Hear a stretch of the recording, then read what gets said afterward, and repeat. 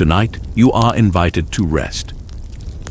You are invited to let go of the day, to place every thought aside, and to step into a different kind of story. A story that moves slowly, gently, with no rush and no urgency. This is not a tale of battles or noise. It is not a story of speed or struggle. Instead, it is a soft collection of dreams. The dreams of Sonic and the dreams of his friends.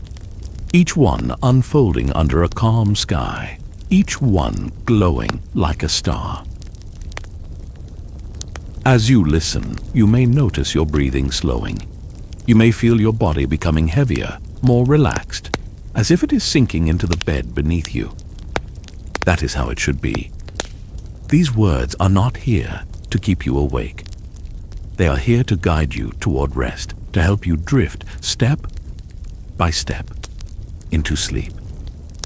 Imagine yourself standing at the edge of a quiet field. Above you, the night sky stretches endlessly, filled with countless stars.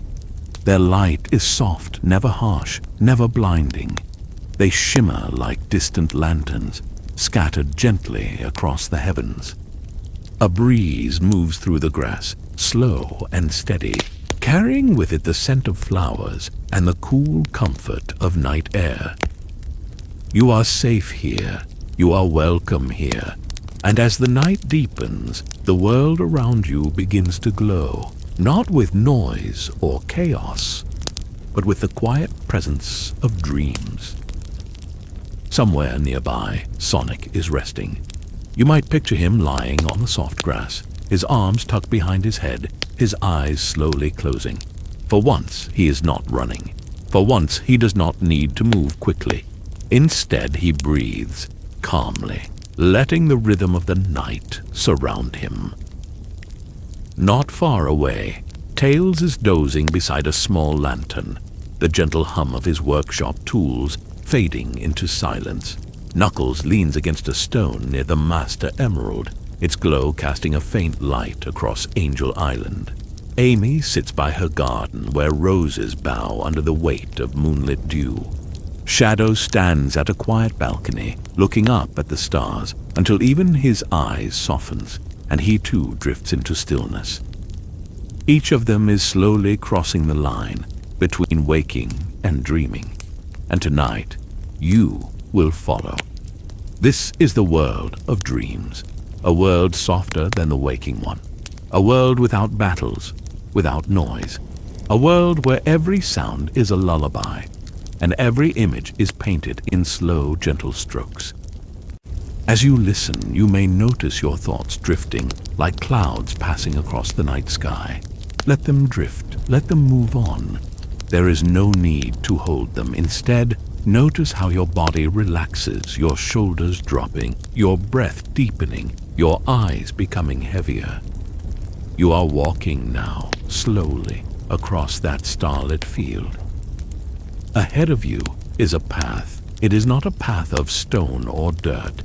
It is a path made of light, soft, shimmering like a trail of stars leading onward. You take a step, then another. With every step, you feel lighter. With every step, you feel calmer. The path leads you deeper into the dream.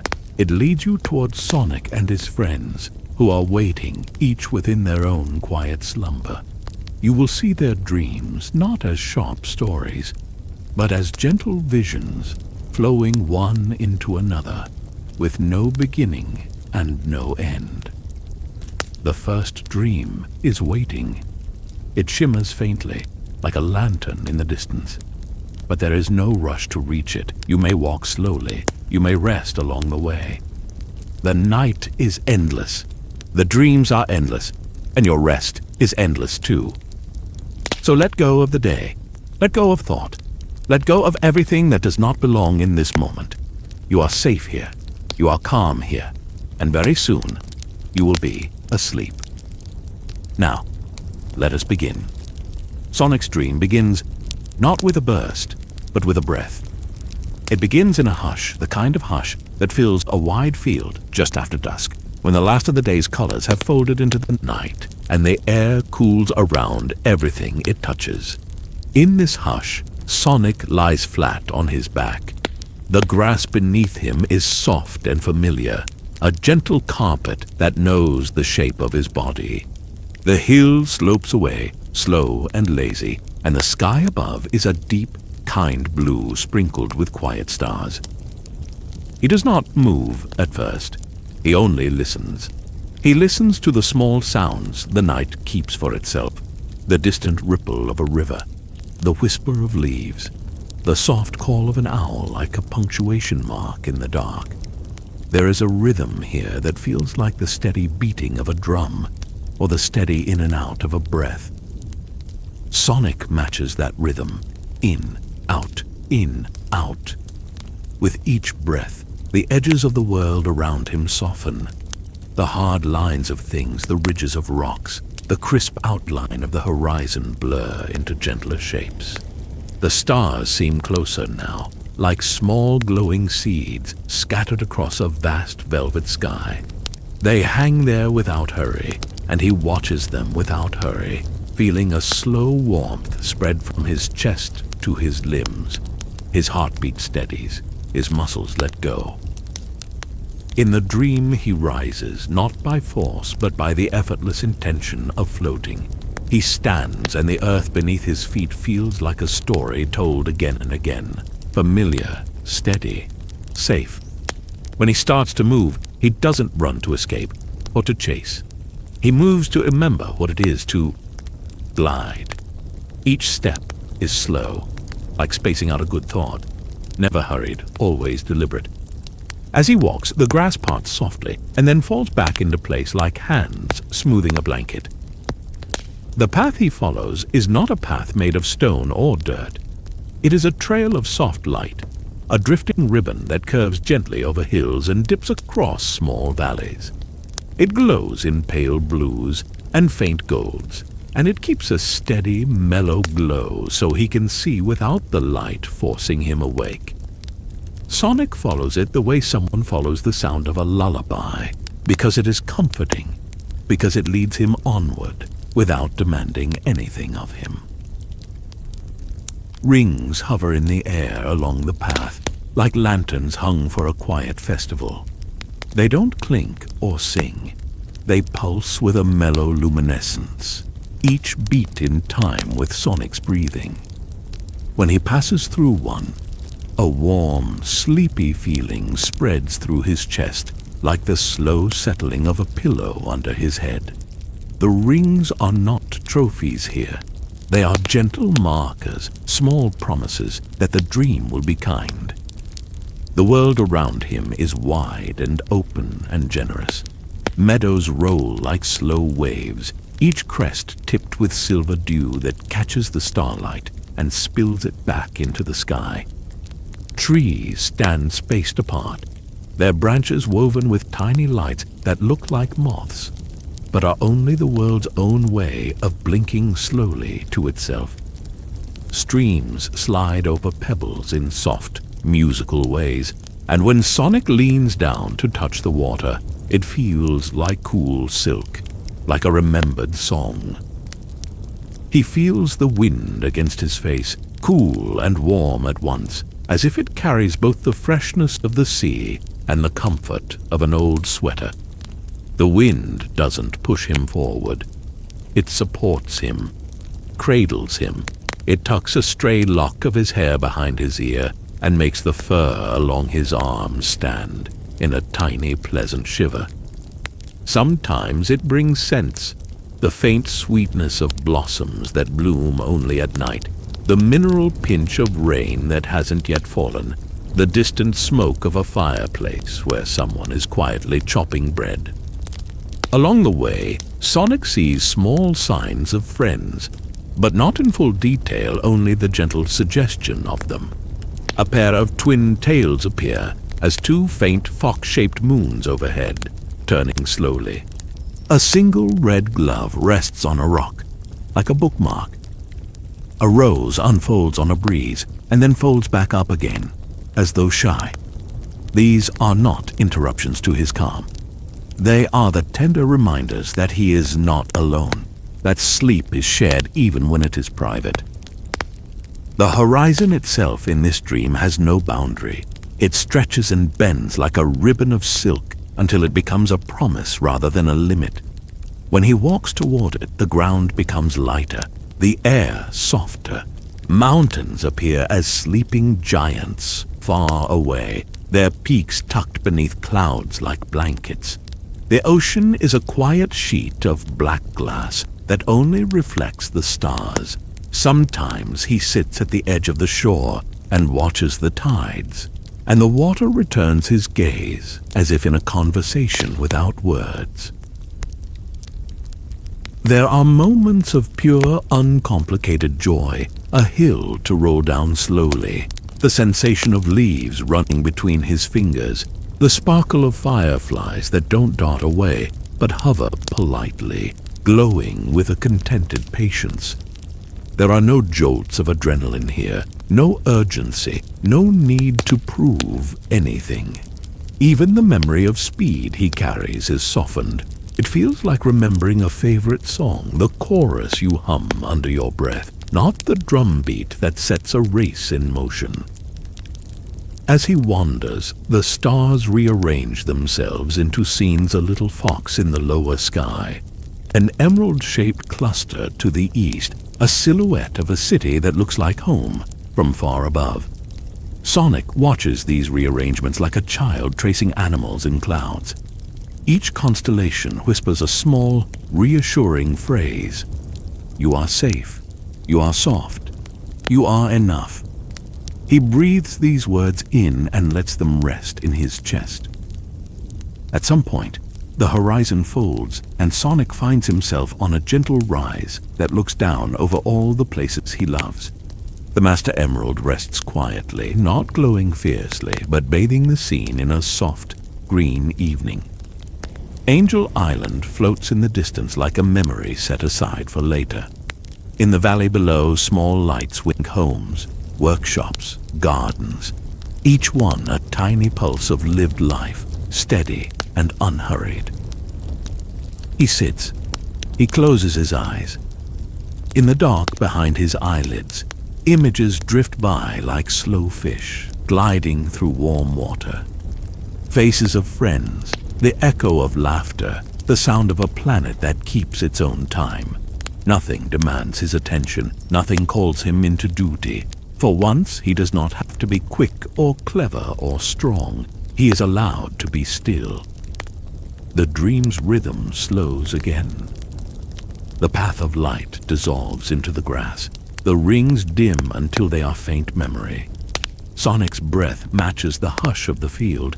It matches yours, perhaps, if you are listening closely. In the hush, he thinks of running, but it is not the running that made him who he is. It is the feeling of wind in his face, the simple joy of moving freely. That feeling lingers like a warm ember, comfortable and small. Then, like a gentle exhale, the dream shifts. Not because anything has ended, but because the night moves through its quarters. The air grows heavier with the perfume of distant flowers, and the sky warms with a pre-dawn suggestion that does not wake, but promises rest deeper than now. Sonic smiles a small, soft smile, and he allows himself to sink fully into the field. The grass cradles him. The stars lean closer. As you listen, you might feel that same cradling. The dream of endless horizons stretches outward, not to pull you onward, but to fold you inward into the quiet place where sleep begins. When the dream finally eases away, it does so like a song trailing off, like the last ripple on water after a stone has been dropped. It leaves behind a hush, and that hush becomes the doorway to the next dream. And beyond that door, another friend sleeps. Another story waits, each one gentle, each one a lantern tending the night. For now, rest with Sonic on the hill. Rest in the soft, wide sky. Rest in the knowledge that horizons can be endless and gentle, both at once. When you are ready, we will move on, slowly, to the next dream. Tails' dream opens on a quiet breath of wind. It begins in the soft humming light of a small workshop, where the lamps are low and the shadows are kindly. The room smells faintly of oil and warm metal, and a sweeter notepaper and pencil, and the gentle tang of solder that has settled into memory. Tails sits at his bench, two tails curled around him like a pair of soft blankets.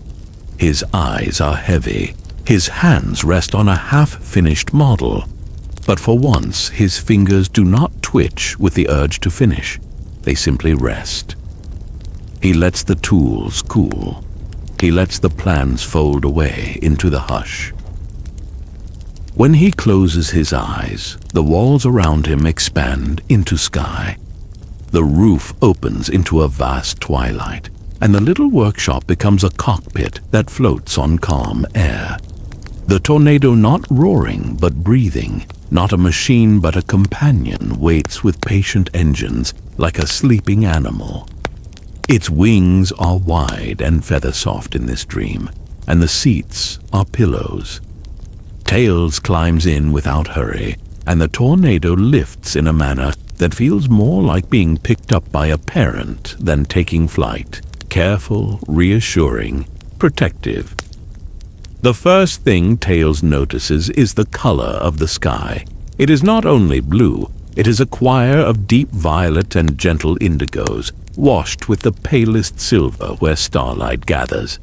Clouds drift like islands of cotton, and between them the air is a clear, sweet emptiness that holds no rush. Stars arrange themselves in a slow conversational pattern, blinking as if answering questions in a language of light.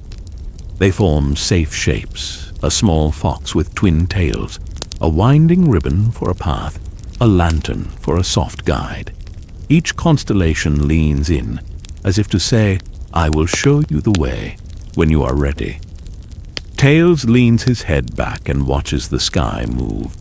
The tornado glides forward on a current that does not press. It carries rather than pushes. It slips through pockets of air that feel like rooms in a house, warm in one, cool in another, each with its own scent. Cedar in the first, wildflowers in the next, the faint comforting salt of far-off seas in the last. The plane hums in a low, friendly tone, a sound that matches the rhythm of Tails' breathing, slow, steady, untroubled. As they travel, Tails remembers the simple pleasures of flying. Not the thrill of speed, but the pure sense of being held by the air, the way his tails brush the breeze and create tiny eddies of calm. He reaches out and touches a ribbon of cloud. It feels like velvet. He lets one tail trail along the edge of a starlit current, and the tail leaves a faint, luminescent stripe behind it, like the pen stroke of a thought. Every little motion is softened, as if everything in the dream has been wrapped in cotton. Below them, the world is a slow map. Valleys breathe, forests yawn and shift in the night, and rivers remember their own silver songs as they move. Lanterns hang from invisible trees, not to mark danger, but to mark welcome. Occasionally, as the tornado drifts over a village, a single window will brighten just for a heartbeat, someone stirring in sleep, someone turning over, someone dreaming their own small dream. Tails thinks about those tiny pulses of life and feels them like warm notes in a chord. Sometimes the tornado sails alongside other gentle craft, lantern boats that drift like fireflies, or single gliders made from leaves and light. Fellow travelers share a polite, wordless nod. Tails waves with both hands, and the other travelers respond with the slow, wave-like blinking of their own lights. There are no races here, no contests, only company. The sky is large enough for all of them to breathe. Along the route, Tails finds small islands of wonder. One is a field of floating lanterns that hang like a second constellation. Each lantern holds a small image, a memory, a face, a laugh, and as the tornado passes, the lanterns tilt politely, letting their images spill into the air like soft petals. Another island has a playground of wind bridges, ropes of breeze you can walk along if you choose to, each step producing a chime that rings once and then melts back into silence. Tails steps lightly on one for a moment, just to hear the single clear note. It is a note of nothing urgent, simply a bell called to say hello.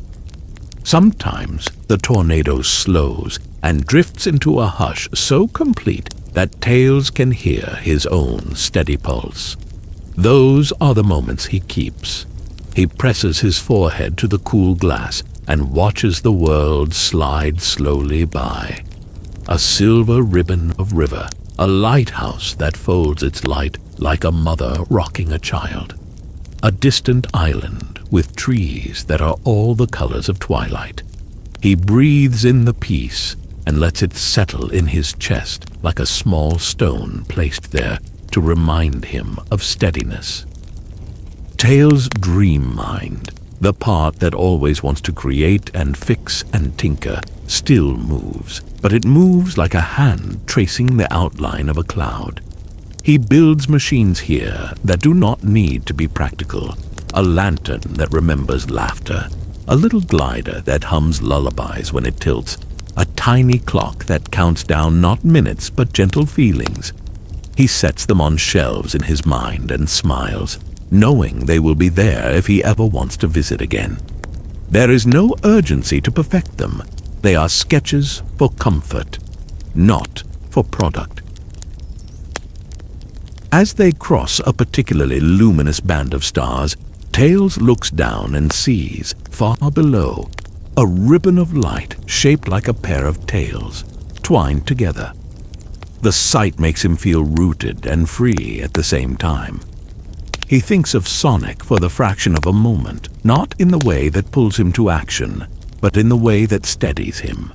A friend who runs fast and makes the world spin, and a friend who, in sleep, knows how to lie back and listen. The thought warms him like a small ember in a pocket. The flight continues into a place where the horizon seems to fold up like fabric. The sky becomes a soft theater of slow movement, night creatures moving in graceful arcs, planets rolling like sleepy marbles, and clouds that shift in slow, deliberate gestures. Tails reaches out and traces a line in the air. It hangs there briefly as a silver seam, then falls like a shower of sparks that land in his lap and dissolve into tiny, pleasant sounds. He laughs once, quietly, a small, private laugh that has no urgency behind it.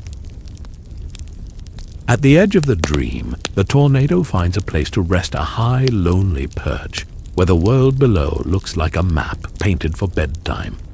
The plane settles, and the cushions inside are softer than any pillow in waking life. Tails folds his tails around himself and lays his head down. The sky makes one final gentle gesture. A star leans in and lets fall a single slow light that rolls across his closed lids like a soft screen. The light is warm and small, and it says nothing but this: you are held. As Tails drifts, images slide by. A lantern he built for a friend. The sketch of a glider that would never be needed, but would always be beautiful. The echo of a voice saying simply, "Come home." They are not demands, they are lullabies. They fold into each other and become a soft cloth that wraps around his mind. When the dream thins, it does so like curtains closing after a gentle performance. The sounds of the tornado's engine slow until they are a background hum. The stars tilt into place, tidy and kind. Tails breathes in, breathes out, and the space between his thoughts widens until it is a quiet room where sleep sits on a chair and watches over him. You can imagine, if you like, being there with him, sitting in the parachute of the sky, feeling the hush, you could let the steady hum of that flight be the measure of your own breath. Breathe in as the tornado lifts. Breathe out as it settles. In, out, in, out. Soon, the lanterns dim, not because the sky is less, but because the dream has given everything it needs to give. Tails smiles with his eyes closed, and his smile is gentle and slow, like the closing of a book. The tornado becomes a memory, tucked away in the corner of the mind, and the workshop returns as a warm room. The tools are quiet. The paper is folded. A pencil lies where it will be found tomorrow. Outside the workshop, the sky still sings softly. Tails has flown where he needed to fly, not to prove anything, but to remember the kindness of the air. He has found in the hush a place to rest his ingenuity. For now, his inventions are lullabies, and his hands are at peace. When the dream finally eases, it opens a gentle door to the next. A different rhythm, a different place. Knuckles watches over an island of stone. His dreams are quiet and ancient. But before we wander there, stay for a moment in the calm of the sky. Breathe with Tails once more, and let the memory of wings settle like a soft weight upon your chest. When you're ready, we will rise again slowly and walk toward another friend's slumber. Knuckles' dream opens like the soft settling of stone. It begins on Angel Island, as if someone had gently lowered a lid over the world. The island breathes slow and steady, each breath a soft sway of trees and a distant sigh of waterfalls. Knuckles sits on a large familiar boulder, a stone warmed by the sun earlier, now cooling under the hush of moonlight. His fists are relaxed, not clenched. His shoulders have dropped. The Master Emerald beside him hums with a quiet, almost sleepy glow, a green light that does not demand, but simply is. For a long moment, he listens. He listens to the island's small music, water sliding over rock, the faint creak of leaves, the distant thrum of something old and steady beneath the ground. These are not loud sounds. They are the kind of noises that hold secrets in a soft way, as if they have been keeping watch for centuries, and now are content to tell no one anything urgent. Knuckles eases back against the stone and lets the rhythm wrap around him like a familiar cloak. The dream does not unfold in a hurry. It unfolds like a slow ripple across a still lake. Shadows flow like silk across the grass, and the trees lean as if to listen. Knuckles closes his eyes, and in the darkness behind his lids, a warm green light blooms, spreading outward in calm circles. Images rise up, not sharp scenes of battles, but misty echoes of faces and hands, and shapes long since still. He senses the presence of his ancestors, not as voices shouting commands, but as a chorus of steady, steady breaths. In this dream, memory feels like a gentle teacher. It does not insist. It shows. A pattern of carvings appears on the stones around him, spirals and lines, the shorthand of a people who marked their days by star and river rather than by clock. Knuckles traces one with his fingertip. The stone under his touch is smooth from time. It answers with a small vibration that feels like a nod. The carvings do not speak in words. They hum in warmth. They speak of duty not as a burden, but as a promise kept like an old quilt folded on a shelf. He rises and walks, each step measured and soft. The path he takes is a ribbon of moss, cushioned and cool beneath his feet. As he walks, the island rearranges itself into quiet memories. A ring of stones that glow faintly, a shallow pool that mirrors the sky, a hollow with wind-etched patterns that look like a map of gentle storms. Each place offers a small lesson, a small calm. This is where gratitude grows. This is where patience rests. This is where strength is tenderness held steady. The Master Emerald follows him with its steady heart light, not as a thing to possess, but as a companion that balances. It bathes the roots of trees in a soft wash of green that makes leaves shimmer like coins dipped in moonlight. Fireflies rise and fall around Knuckles, not frantic, but slow, their lights a slow punctuation. He watches them move like the beat of a distant drum, slow and sure, and he breathes with them in, out, in, out. Each breath loosens the tightness he rarely notices in waking life. Each breath reminds him that being a guardian is sometimes simply being still. On the far side of the island, a waterfall sings a steady, low song. It pours down a time-worn cliff in a sheet of silver and jade, and where its spray meets the pool below, there is an answer in the air, a cool, clean smell of stone and fresh water. Knuckles pads to the water's edge. He leans forward and lets his reflection ripple. In the moving mirror, he sees not only his own face, but faint overlays of others who once stood where he stands now.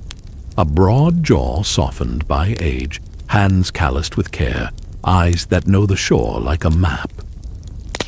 Memory in Knuckles' dream is not a museum. It is a conversation held in slow gestures.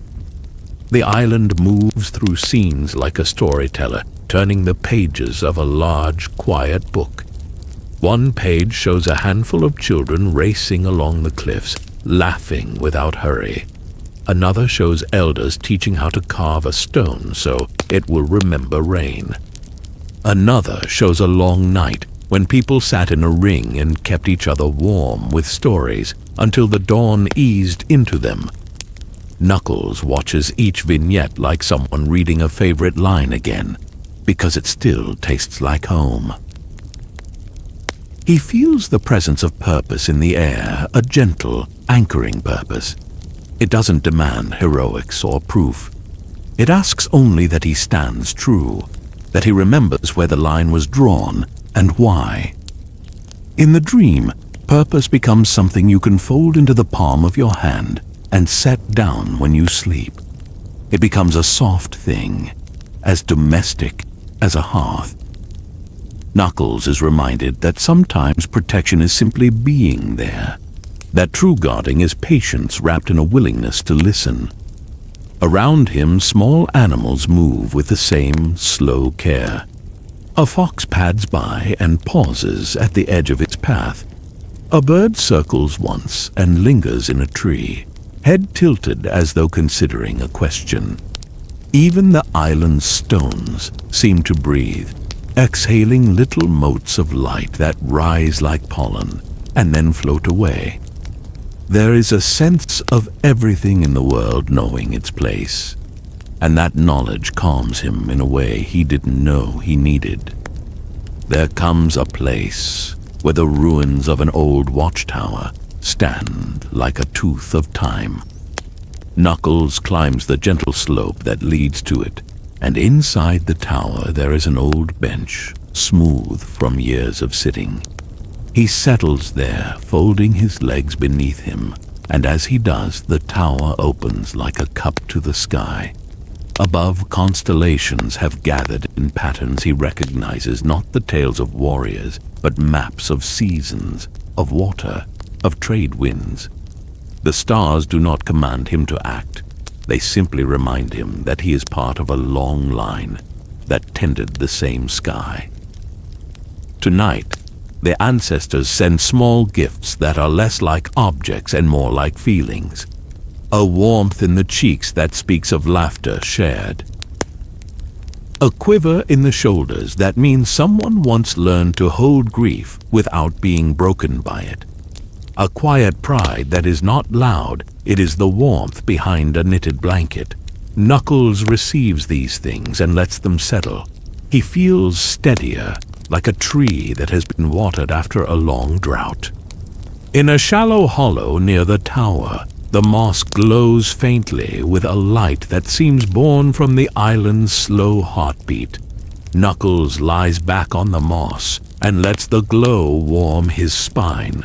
Looking up through a ring of branches, he watches the moon move like a slow coin across black velvet. He breathes with the rhythm of the island, slow and deep, and the dream takes on a lullaby tone.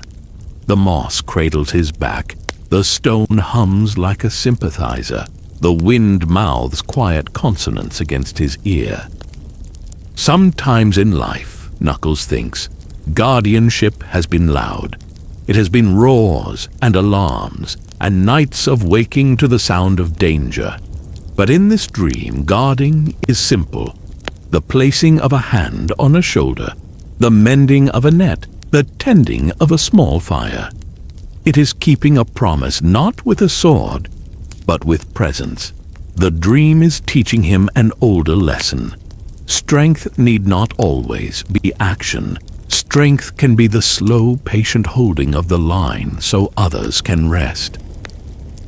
Images drift through the dream like slow drifting boats.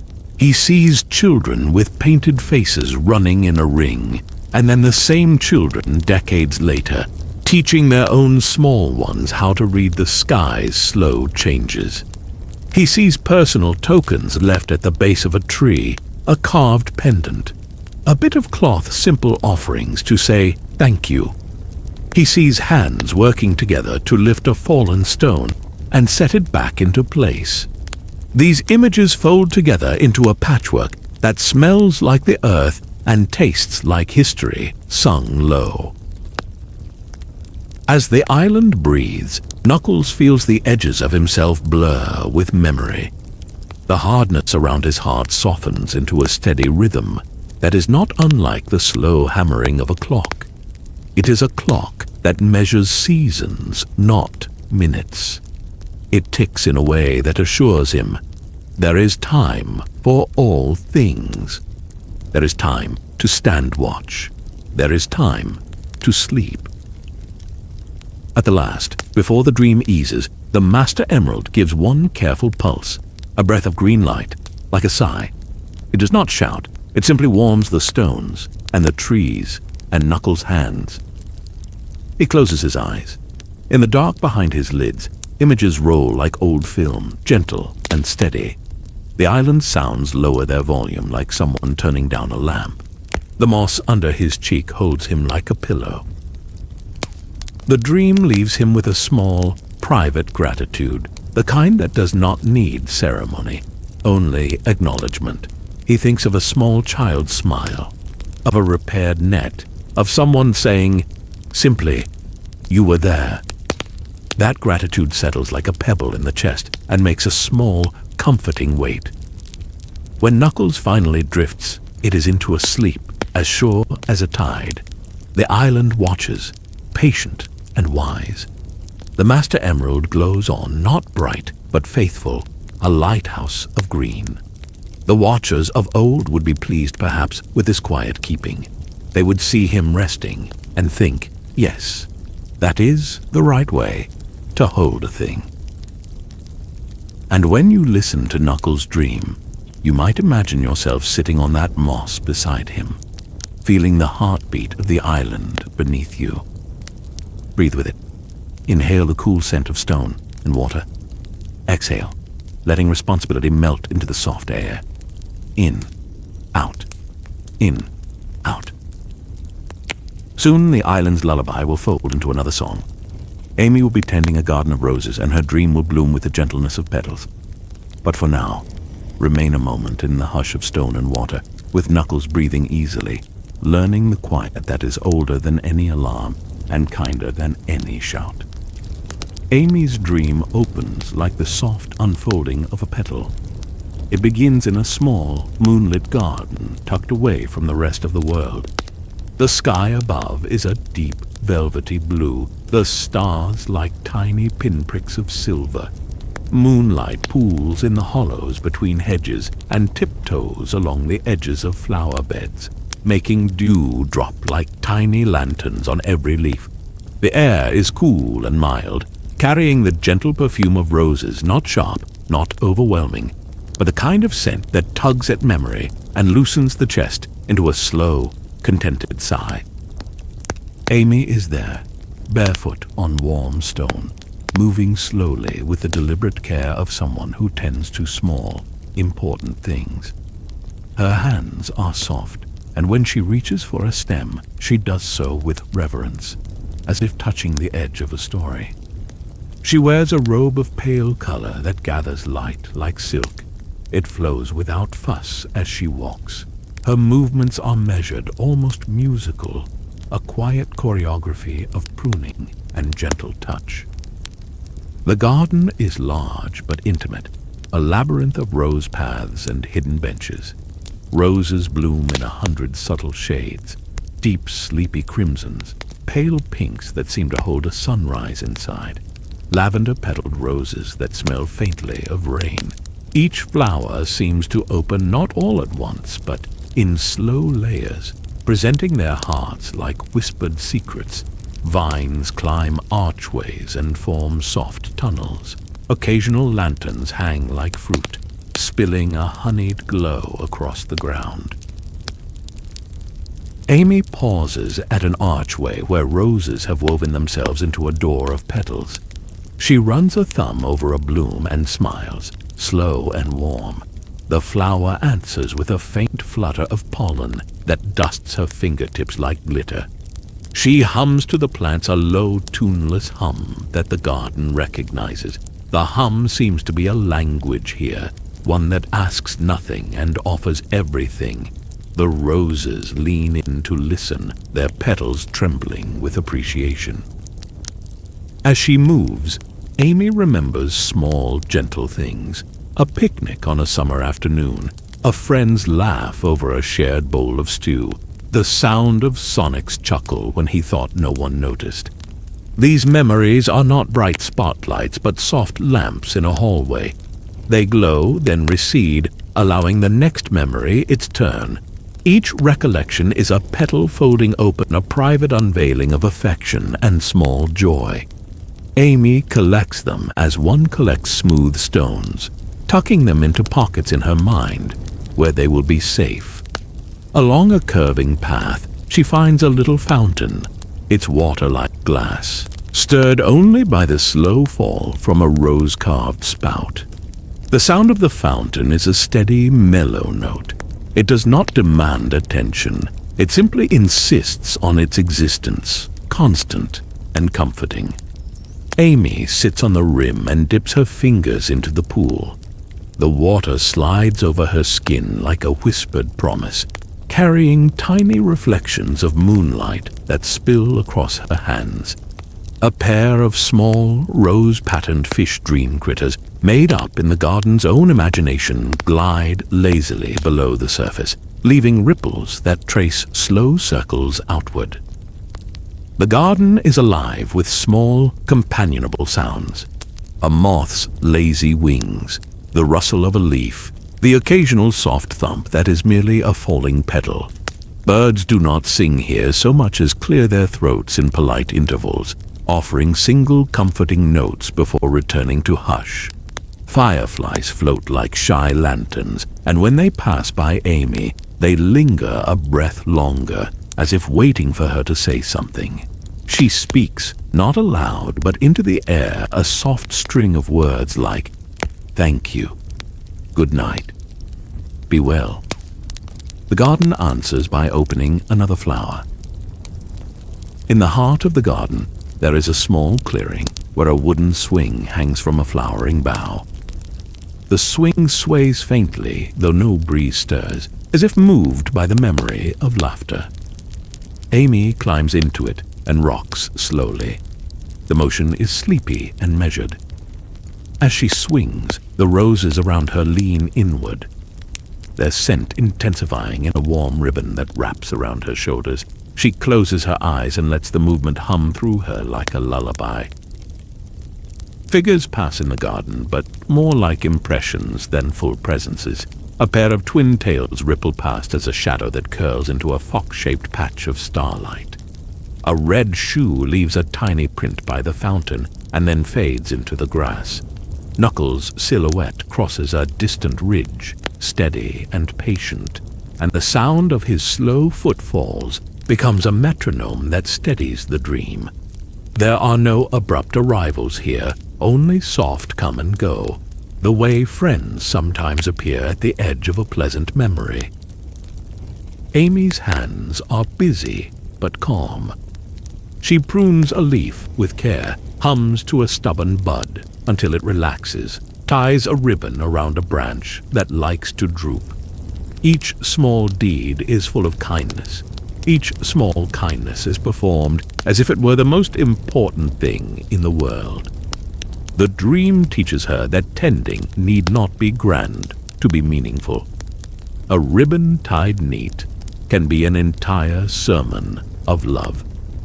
Occasionally, a gentle moonbeam slips through the branches and lights a single rose in such a way that it seems to glow from within. Amy leans forward to admire it and feels a tiny warmth bloom in her chest, not the fever of excitement, but the comfortable glow of having done something right. She thinks briefly of those she cares for, faces she would protect, voices she would soothe. The thought is not heavy, it is soft, like a blanket folded across one's knees. In some corners of the garden, there are small places set aside for stories. A low stone bench holds the echoes of tales told late at night. There are tiny totems arranged in a circle, each a little token of affection left by hands that came before. Amy sits at one of these story benches and traces the carved lines with a fingertip. The carvings are simple. A swirl for laughter, a straight line for courage, a tiny heart for care. Each is a promise to be gentle, a reminder that courage often looks like patience, and that bravery sometimes means opening one's heart to another. As the dream continues, the sky starts to change its colors in a way that never disturbs the calm. Hues shift as though someone is slowly turning a massive watercolor painting. A suggestion of dawn softens the dark edges, but it does not call her to wake. Instead, it wraps the garden in a promise that rest will continue, that the world outside will be gentle too. The moon settles into its cradle in the sky, and the stars take a lighter, watchful pose. At one point, Amy opens a small leather-bound book she keeps on a bench, a garden notebook of sorts, though in the dream its pages are blank and warm to the touch. She writes nothing. She simply presses her palm on the paper and lets a feeling of thankfulness print itself like an invisible ink. When she closes the book, small-shaped soft pastel butterflies rise from the pages and drift lazily above her head, carrying the quiet message outward. All is well. All is enough. The dream's tempo slows further. Amy's breath becomes a metronome that binds the garden's rhythm together. Inhale the scent of roses. Exhale the soft rustle of leaves. Inhale memory. Exhale release. The world around her seems to fold toward the center, like a flower closing gently at evening. She leans back and lets the swing carry her weight, eyes half closed, and a faint smile rests on her lips. When the moment comes to leave, the garden does not push her. It offers a small, ritual gift instead. A single rose with petals edged in moonlight, tied with a string that smells faintly of lavender. Amy accepts it and presses it to her chest. The rose does not fade. It becomes part of the pocket of warmth she carries. It is the kind of thing you might tuck under a pillow if you wanted to remember kindness in the morning. As the dream dissolves, the lanterns dim, not with abruptness, but as though someone slowly turned down lamps in a cozy room. The swing slows to stillness. The fountain's song becomes a softer hum. Amy stands and walks through the rose-arched doorway she first entered, the petals brushing her cheek like farewells. She pauses once, looks back, and nods not at anything that spoke, but at everything that listened. You might imagine yourself there with her, seated on the bench, breathing in time with her, letting the rose scent steady your chest. Let the garden's hush seep into you. Let small memories rise and fold back like petals. In, out, in, out. When you are ready, we will unwind another dream's ribbon. Shadow's quiet, star-swept memory waits beyond the next hush. Shadow's dream arrives like a soft exhale into a quiet room. It begins where night meets space on a high balcony that looks out over a sea of slow-moving stars. The air is thin and cool, tasting faintly of metal and lavender, a strange combination that is comforting in its unfamiliarity. Shadow stands at the rail with his hands folded, not because he must be watchful, but because standing this way feels like honoring something. His shoulders are eased, his face is calm. The sky above is very full, a deep velvet quilt stitched with pinpricks of light. If the waking shadow carries weight in his chest, the dream lessens it. It does not take the weight away so much as hold it for him for a while, like a friend offering a coat. The stars are not distant threats or markers of fate tonight. They are small, attentive lights, each with a tiny, patient heartbeat. They blink in patterns that feel like slow language phrases of memory and small kindnesses spelled across the dark. A soft wind moves past, and in its wake come remembered voices as if the night itself were repeating phrases in a safe, low register. Among those voices is one he has kept more carefully than most, Maria's. In this dream, her memory is not a sharp shard, but a warm, glowing stone. It rests on a small table beside him, wrapped in a cloth of moonlight. When he lifts the cloth, it radiates no ache, only a slow, steady light that says simply, "You are remembered." Shadow watches the light and lets it fill his hands. He remembers not in flashes of pain, but in gentle frames, small grins, the way laughter once bent the corners of a room, the tilt of a head when a secret was shared. Memory here is like looking through fog that has been warmed until it clears into soft shapes. Faces come into focus just long enough to be felt, then recede like tides pulling at the shore. The balcony in Shadow's dream is not part of any one place. It borrows bits from many worlds, a railing shaped like the curve of a planet, tiles that hold tiny constellations, a horizon that folds like paper. Below, the world hums in muted tones. The space colony's silhouette drifts in the distance like a slow ship, its windows dim, its halls full of silent music. The earth very far away glows small and blue, a calm orb, a night light for the mind. As Shadow breathes, the stars arrange themselves into a map of memories. Constellations gather into familiar shapes, a small, laughing girl, a dog curled by a hearth, a ribbon of light that suggests a promise. Each constellation leans toward him as if to offer a memory in exchange for the attention. He accepts them one by one, without needing to act on them. He does not have to fix anything. He does not have to answer. He simply holds them like small, precious things. Throughout the dream, there are gentle motions. A star leaves a slow trail across the sky. A cluster of light folds into a shape that looks like a lullaby. The aurora paints slow watercolor ribbons across the horizon. Shadow follows these motions the way a person follows the slow line of a finger, drawing a picture with quiet interest, without urgency. The motions feel like breathing made visible. Sometimes a memory arrives not as a face or a voice, but as a scent. As the night deepens, a breeze carries the hint of warmth and cookies, the smell of yarn left on a chair, the faint tang of salt from the sea. These scents do not jolt him back into waking sorrow. They comfort him like old songs hummed in a kitchen. He in-breathes them like medicine, and lets each scent ease a corner of his mind. In the dream, Shadow finds small objects placed about the balcony.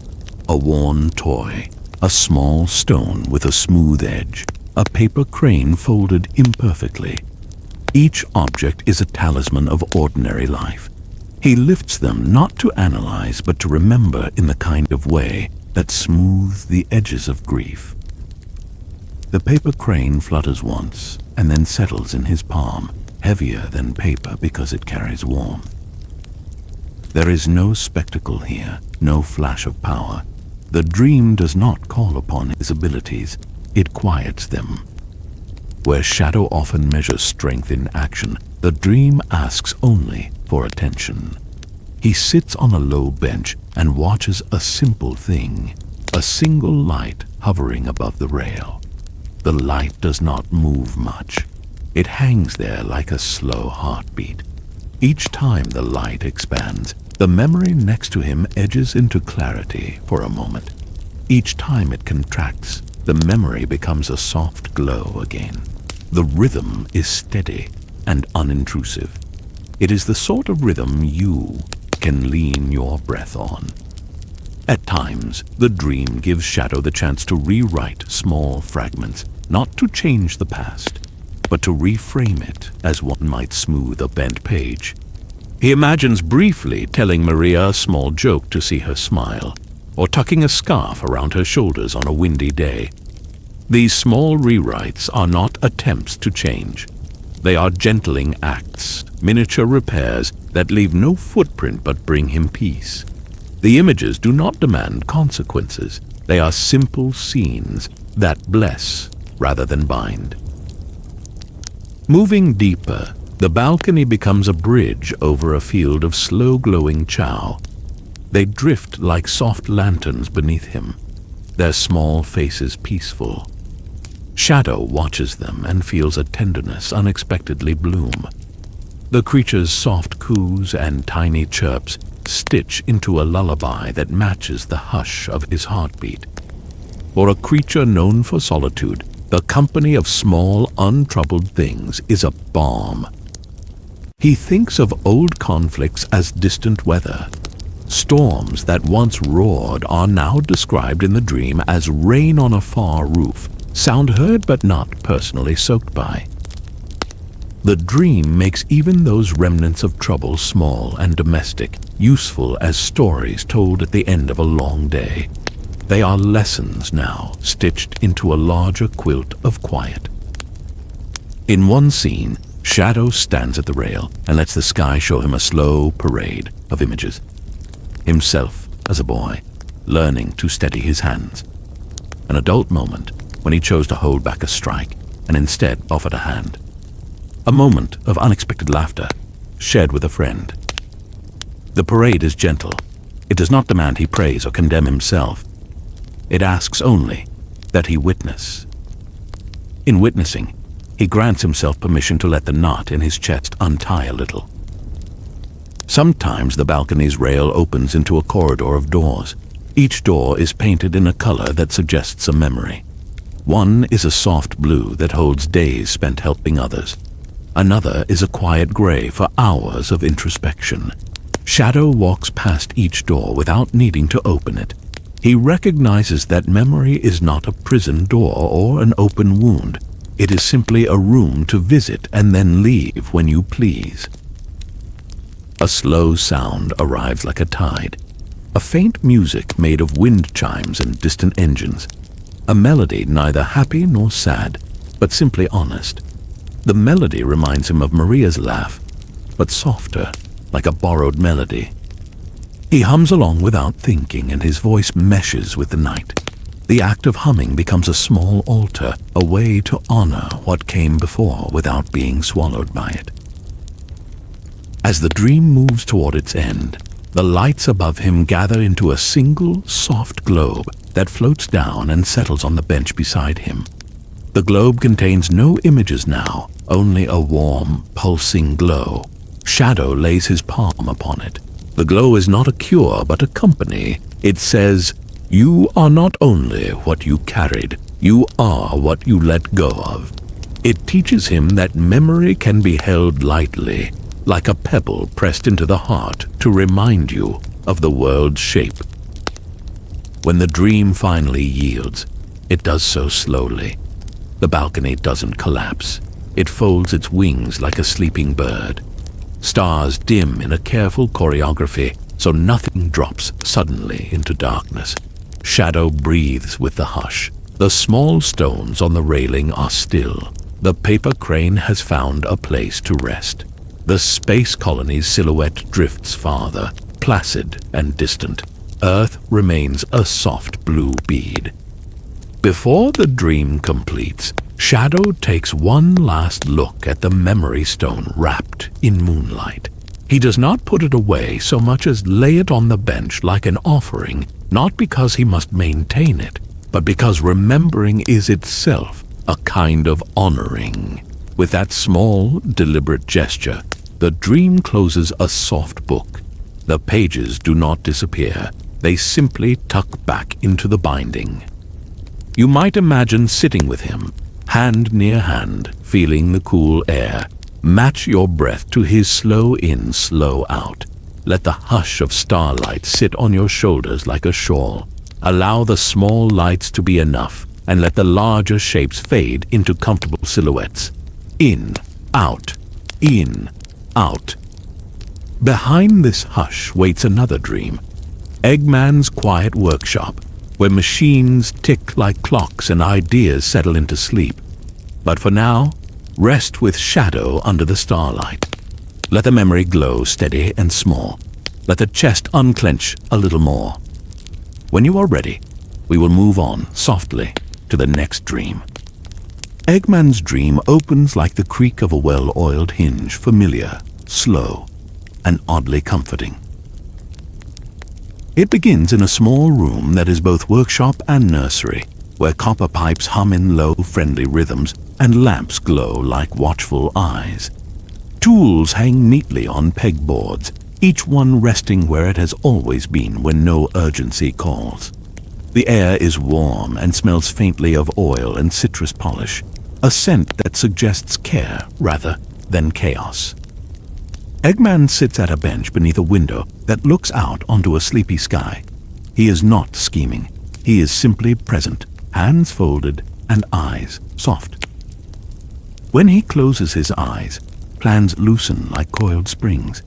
Blueprints unfurl not in a frantic burst, but in a steady, patient unrolling, the lines precise and calm. Mechanical sketches float like paper kites, rotating lazily in the air, showing ideas that are kind and small. A little device that mends broken toys, a tiny automaton that reads bedtime stories aloud, a pocket-sized heater that warms a hand in the rain. Each schematic hums with usefulness rather than conquest, and Eggman studies them with the careful satisfaction of a gardener checking on seedlings. The workshop itself is generous in this dream. Benches are covered with half-assembled things that look like inventions, but behave like companions. A small clockwork bird that flutters its wings with the sound of a distant lullaby. A lamp whose light dims and brightens to match a sleeper's breath. A soft robot shaped like a round cat that purrs in mechanical but tender vibrations. Eggman picks up the robot, cradling it as if it were fragile glass, and listens to its small purr.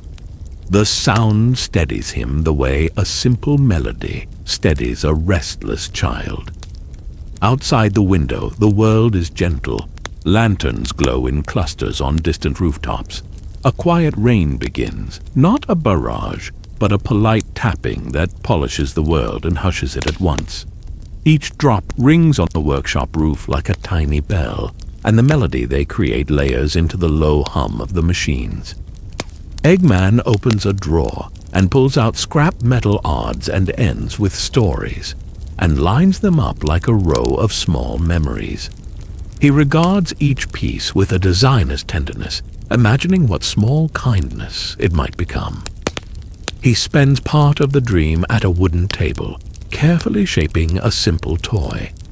It is not a clever weapon or a device of show. It is a hand-cranked music box that plays a lullaby when wound. Eggman sands the wood with slow, even strokes, feeling the grain give under his palm. He fits a tiny gear and winds the box. The melody spills out soft and a bit rusty, like the memory of a nursery song. He listens until the tune fades and then winds it again, smiling each time the notes begin. Throughout the dream, Eggman's movements are deliberate and unhurried. Where waking days sometimes find him pacing and muttering, dreamtime lets him sit and think in a calm, circular way. He consults a small chalkboard where ideas are not commands, but suggestions. One note reads, "Make warmth." Another, "Mend." Another, "Share." He crosses none of them out. He only adds delicate flourishes until the board looks like a constellation of kind intents rather than a manifesto. Companions flit through the dream in small, affectionate ways. A tiny drone shaped like a teacup hovers and offers a steaming mug that evaporates into scent rather than steam. A ratchet spanner hums a tune as it turns itself in place. Even Eggman's usual mechanical sketches appear with smiles drawn into their corners. They are not caricatures of himself, but partners, collaborators in the quiet act of making things right for the small corners of the world. In one gentle scene, Eggman walks outside his workshop to help a neighbor fix a fence. He lifts a plank with ease and fits it back into place, aligning it with a patient pride. The neighbor thanks him in a voice softened by nighttime, and Eggman nods as if he has always known this task was possible and proper. There is no applause, only the soft rhythm of two lives fitting together for a moment like the pieces of a puzzle. The dream also gives him a chance to tinker in ways that soothe rather than stir. He creates a machine that organizes a bookshelf by the warmth of the memories each book holds, arranging them so the ones that glow with comfort sit at eye level. He assembles a lantern that remembers faces and brightens when a remembered friend walks by. Each small invention is an act of generosity, a tiny bridge between what is broken and what can be gently restored. At the heart of the dream is a truth the workshop seems eager to teach. Invention can be an act of care. Eggman learns to let his brilliant mind be used for small mercies. The thunder of grand ambitions fades into a background hum. The foreground is filled with the quiet craft of making life easier for someone who will hardly notice the work, but will feel its effect in the small ease of a morning. He bends over his bench and carves a small wooden badge that reads, in poor but earnest lettering, "For helping hands."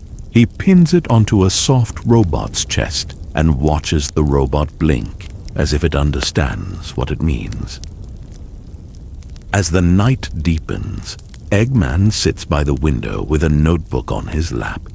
He writes not orders or plans for domination, but tiny lists of things he hopes to create. A blanket that warms like a hug, a toy that does not break, a clock that counts naps. The pen scratches softly, each word anchors him. He is content with smallness. He has found a measure of joy in usefulness. The rain outside lessens to a whisper. The machine's low hums fold into the dream's cadence.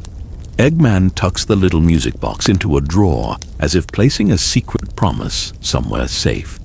He dims the lamps and allows the room's shadows to become gentle companions. The robot cat purrs once a contented mechanical sound and curls into the crook of his arm like a warm stone. Before the dream fades, Eggman walks into the yard and watches the sky. The clouds move like slow hands arranging a mantle. The stars hold their places without accusation. He breathes the night air and feels for a sliver of time the simple peace of having made things better rather than larger. It is a small, heavy satisfaction, the kind that fits in the palm. When the dream winds down, it does so with respectful slowness. The sketches fold back into their parchment homes. The little machines settle into restful poses.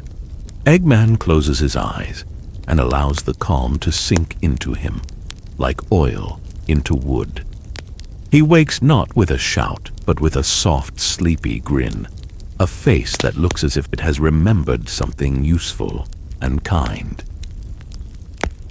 You might imagine sitting across from him at that bench for a moment, feeling the humming warmth of his workshop and breathing with the slow machine song. Let the rhythm steady you, in, out, in, out.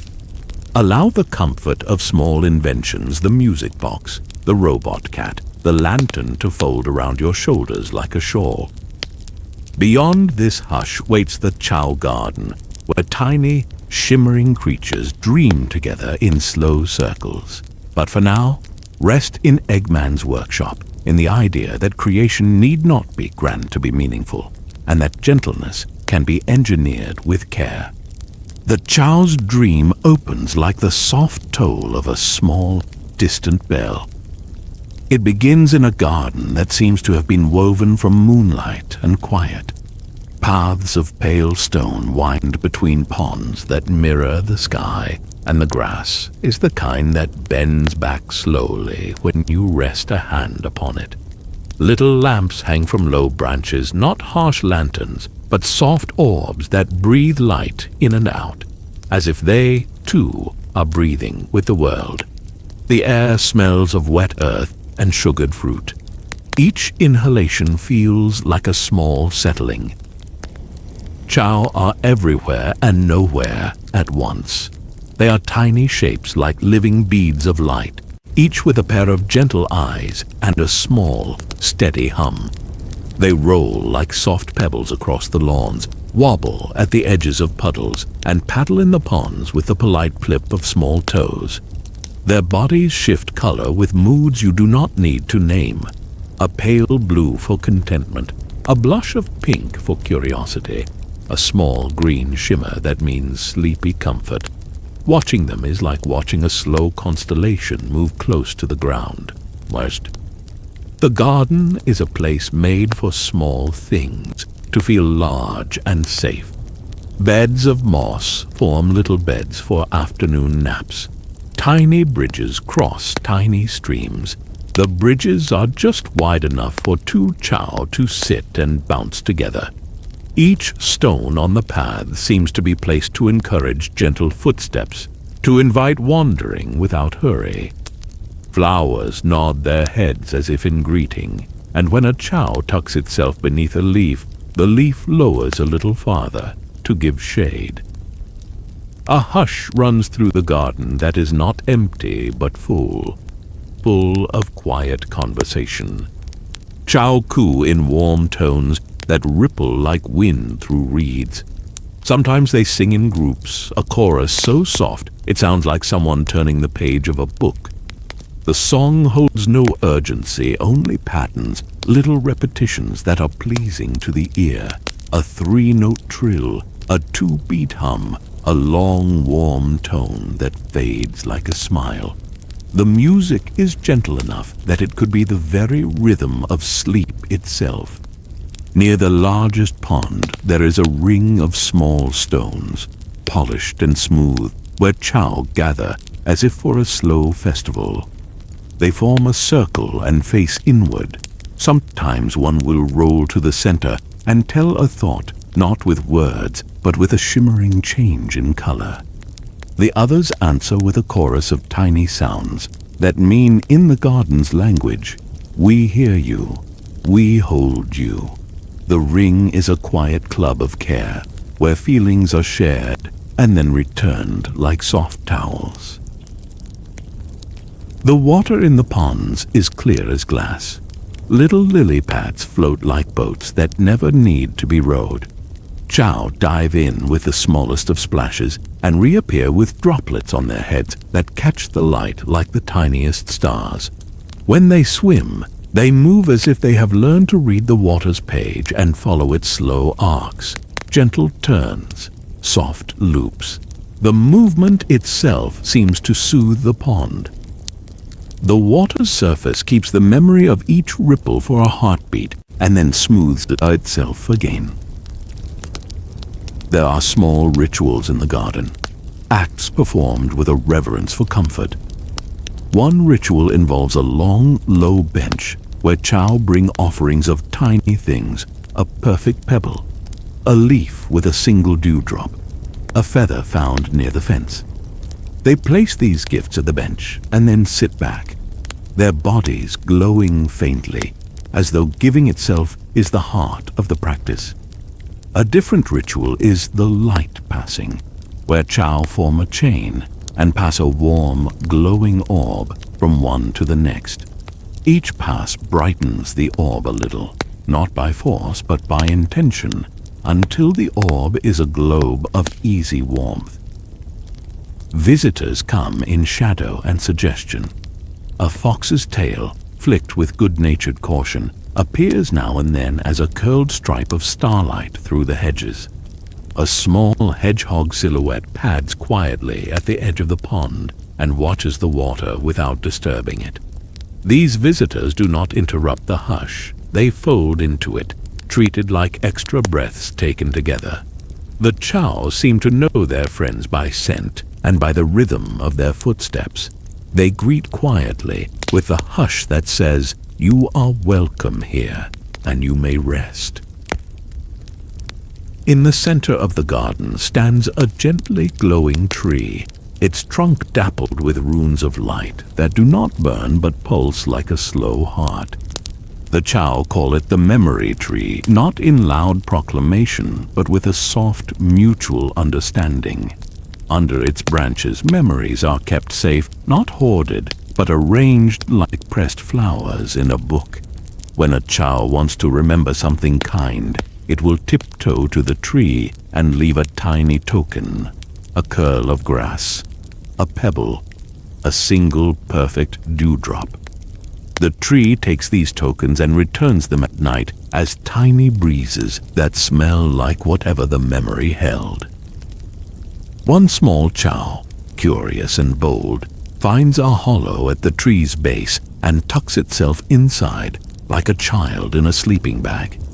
There, the tree's light wraps around it in a slow ribcage of glow, and the Chao hums a little tune that the tree answers with a faint rustle, like pages turning. The hollow is a pocket of safety, and the Chao's breathing slows until it is nearly indistinguishable from the tree's pulse. The garden teaches by example more than by instruction. A Chao knows, simply by watching another being soothed, how to soothe itself. Babies learn the melody of the ponds by listening at the edge, and elders teach not by saying, "Do this," but by showing by lying in the moss and smiling with a small, contented thrum. When a Chao stumbles, the others gather, not to scold but to steady. One will press a tiny forehead against the friend's shoulder. Another will let out a comforting trill. Nothing is fixed by force. Everything is mended by touch and small song. As night deepens, the lights in the garden dim to match the sleep that comes. The lamps breathe slower. The tree's runes blink at longer intervals.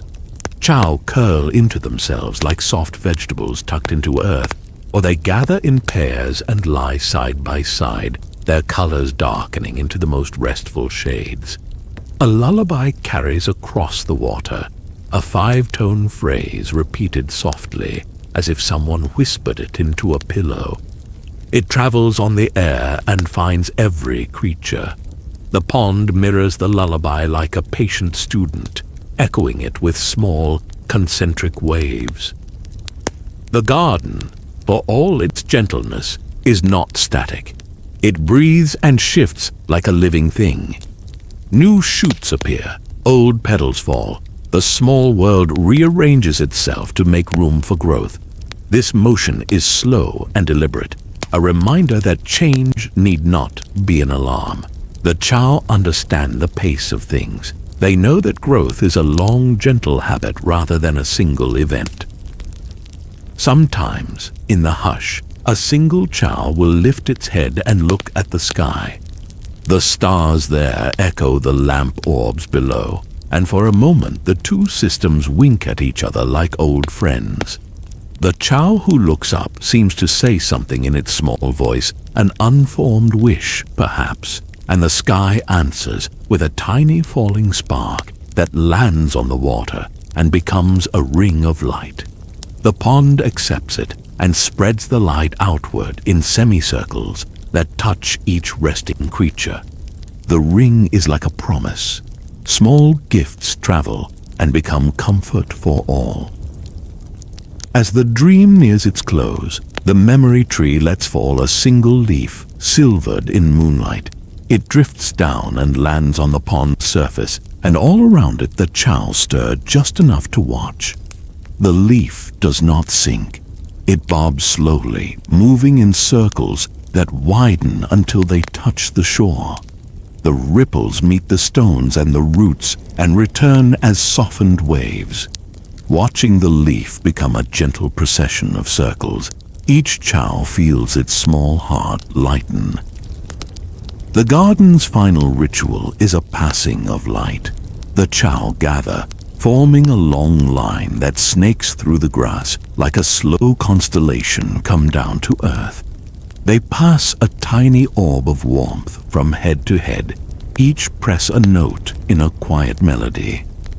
When the orb reaches the end, it is larger, fuller, and its glow settles in the center of the garden, where it becomes a soft lamp that will keep vigil until morning. The lamp does not burn bright. It simply holds warmth. You might close your eyes and picture yourself there, seated on a soft stone, feeling the garden's hush wrap around your shoulders. Let the ponds reflect your breath, in and out, slow and shallow. Imagine the Chao's small hum as if it were a chord that steadies your ribs. Inhale warmth, exhale weight, in, out, in, out. Beyond this garden stands another hush, Rouge's dream of hidden jewels and quiet caves, a place that glitters politely and teaches the beauty of finding rest in unexpected places. But for now, remain with the Chao, in the pond light and the memory tree, letting the small songs carry you a little further into sleep. Rouge's dream opens like the quiet click of a treasure chest being closed, intimate, deliberate, and oddly soothing. It begins in a cavern softened by time, where the walls are draped in slow shadows, and the air tastes faintly of cool stone and salt. The entrance is a gentle arch lit by scattered phosphorescent lichen that glows like faint jewelry embedded in the rock. The cavern is not a place of greed or alarm here. It is a sanctuary of small, secret beauty, arranged carefully as if someone had been tending a private museum of light. Rouge moves through the cavern with the sure, graceful steps of someone who knows how to find what matters. She wears no haste. Her footsteps make soft echoes that answer one another in polite conversation. Around her hang strings of crystals and clusters of gems not gaudy or sharp, but warm and private, beveled like the facets of memory. Each stone catches the faint glow and returns it differently. One blooms like a slow sunrise. Another hums with a cool blue. Another keeps a deep crimson warmth like embers in a hearth. The jewels here are less like prizes and more like keepsakes. They are set into shelves carved from stalactite, nestled in bowls of sand smoothed by years, and sometimes laid out on velvet the color of night. When Rouge lifts one, it does not jangle or demand. It answers with a whisper, a tiny, soft sound, like a whispered compliment. She turns the gems in her fingers and listens to them as if they could tell her small stories. They do. The memory of a laugh shared in a rainstorm, the echo of a secret promise, the aftertaste of a kindly compliment. Each jewel stores a tiny warmth rather than a weight. Light in this dream is a careful craftsman. It does not glare, it drapes. Candles burn in bowls of stone. Tiny lamps made of hollowed geodes hum as they breathe. Veins of crystal pulse with a slow inner light that seems timed to breathing. The glow is always moderate and kind, revealing textures without exposing edges. Shadows fall in comfortable folds, and the whole cave feels like the inside of a well-loved book. Rouge moves from display to display, admiring details. She pauses at a case where moonstones rest like pearls, their surface is soft and milky. She runs a gloved finger near them, but does not touch. Reverence is the order of this place. Nearby, a cluster of green gems glints with an emerald memory of gardens tended and hands that planted seeds. Each cluster seems to hum a note that fits into the slow music of the cave, so that as she walks, the space feels like a quiet concert hall. The cavern has small side rooms, each one curated to a particular feeling. One room holds found things, small tokens Rouge picked up on quiet nights. A ribbon with a knot undone just so, a coin with an odd dent, a smooth shell carried from a distant shore. She arranges them into patterns not for others to see, but so that she can remember who she is when the world asks something different. Another room is devoted to light studies arrangements that show how a ray bent through crystal becomes a map of color. Rouge sits for a while in that room and lets the slow rainbow wash her face like a gentle tide. Companions in the dream arrive as hints. A pair of small bats flip past in slow motion, their wings scattering glittering dust like trailing ribbons. A fox-shaped shadow pauses at the mouth of a passage and then moves on, respectful and silent. Occasionally, a soft, careful footstep suggests that she is not entirely alone. Someone else has also found solace in the cave's hush. These presences are not threats. They are fellow admirers. People who know that some treasures are meant to be preserved, not paraded. Rouge has little rituals she performs in the cave.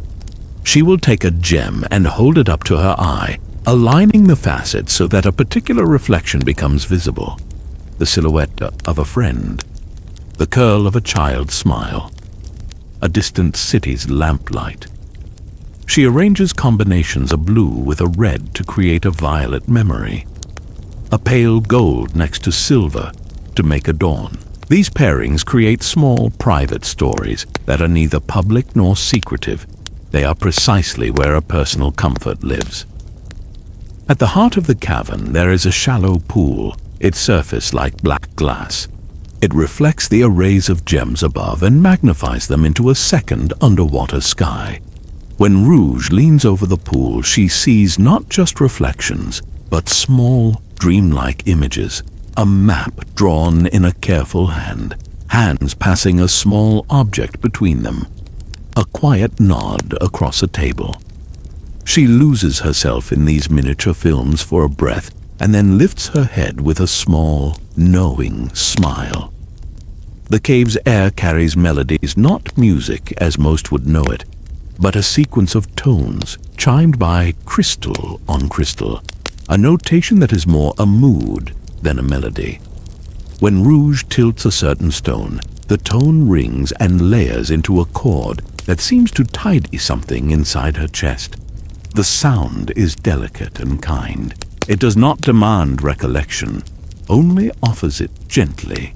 Listening becomes an act of upkeep. In one alcove, Rouge finds a cluster of tiny, imperfect gems, chips and shards that most, if looking for value, would discard. But in the dream, these fragments shine with a peculiar honesty.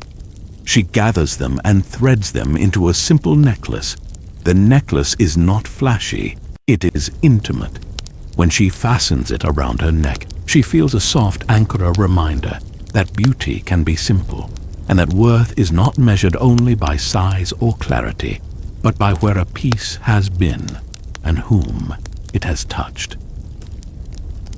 There are moments of play. Rouge lets a small gem roll across a low ledge and watches its path. It leaves a faint glowing trail that lingers like handwriting on the surface of the air. She chases it without hurry, catching it in her palm and laughing, a quiet, private laugh that is more like a relieved exhale. Play here is a ritualized unburdening. It is permission to be light. As the dream deepens, the cave's hearth, a slab warmed by slow, steady geothermal breath, becomes a place to sit and trade stories with the gemstones themselves. She arranges the stones on her lap and lets their tones weave around her in a soft, enveloping chorus. The stones do not speak with words. They trade impressions, a warmth, a shape of a hand, a remembered kindness. Rouge listens as if learning a new language, the language of preserved moments. Sometimes the cavern's passages narrow and open into a high chamber where a single enormous geode hangs like a moon. It radiates a broad, comfortable glow that fills the space with a sense of completion. When Rouge stands beneath it, the geode's light washes over her, and she feels tender and unafraid.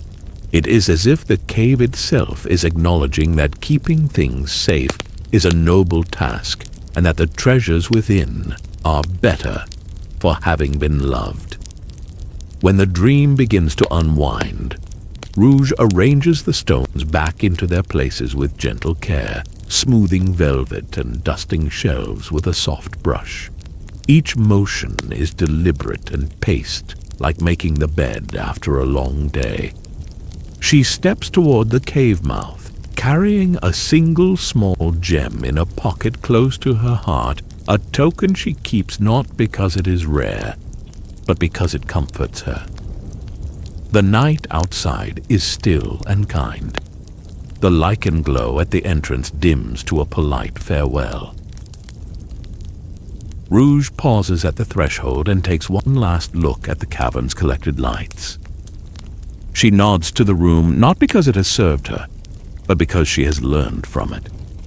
There is a smallness in her smile that carries a universe of private meanings, the kind of smile one gives when the world has been understood in a way that doesn't need announcing. You might picture yourself beside her at the pool, hands folded, looking at the reflected jewels and letting their light warm the corners of your eyes. Let the cave's hush be a cloak. Breathe in the cool stone air. Breathe out the day's dust. In, out, in, out. When you are ready, we will step softly from Rouge's quiet vault into Silver's hopeful dream of tomorrow, where the future is green and slow, and the sky opens like a page. Silver's dream arrives like the soft opening of a window onto morning, hopeful, calm, and slow. It begins in a place that is neither wholly present nor strictly future, a gentle in-between where time has learned to move like water. Silver stands at the rim of a small, quiet meadow that slopes toward a wide, slow river. The air tastes faintly of grass and citrus. It carries a promise that is not loud, but steady. Around him, the world has healed into a softness. Buildings are stitched with vines. Streets have become gardens, and where machines once clattered now, there is the easy murmur of people walking and talking without hurry. In this dream, Silver's power is no longer a flare or a spark. but a tender, organizing hand. He lifts his palm and watches leaves rearrange, not because they must, but because they want to fall into new patterns of comfort.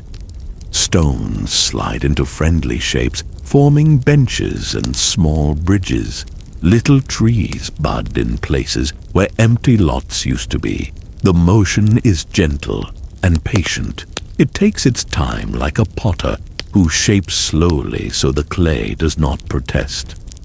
He walks the meadow without armor or rush, barefoot where the grass allows.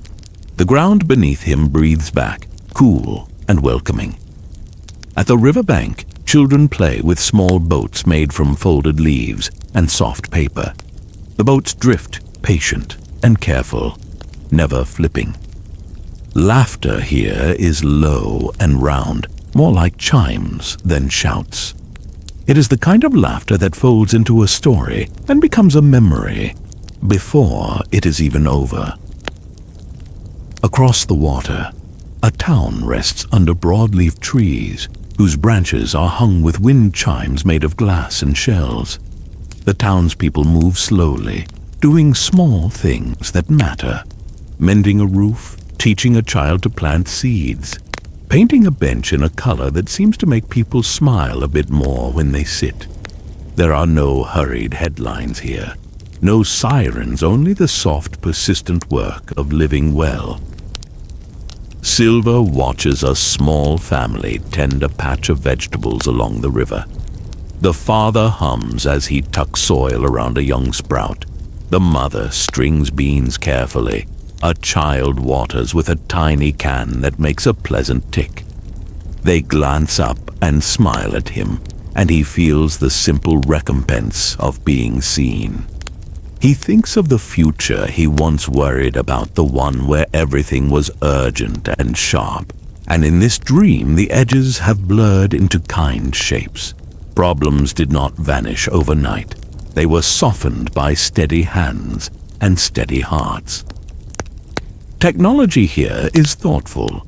It no longer intrudes. It helps.